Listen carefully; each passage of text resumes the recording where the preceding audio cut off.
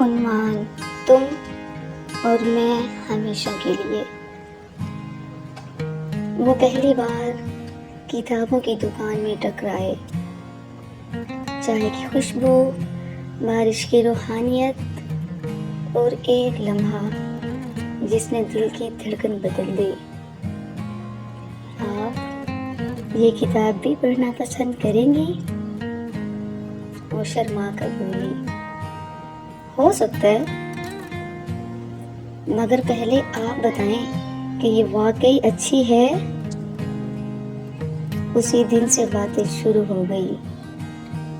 छोटी छोटी कॉल्स, लंबे मैसेजेस और वो लम्हे जब खामोशी भी मोहब्बत की ज़बान बन जाती थी।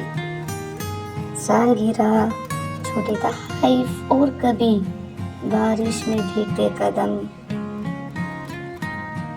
हर लम्हा एक दूसरे की ज़िंदगी में रोशनी बन गया।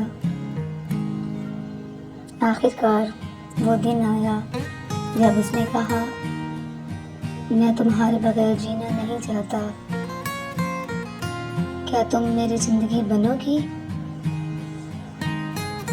आंखों में आंसू, लबों पर मुस्कान, वो बोली, हाँ, तुम्हारी हर खुशी, हर गम, हर सांस मेरी होगी। शादी के बाद वो छोटा सा घर मोहब्बत से भर गया।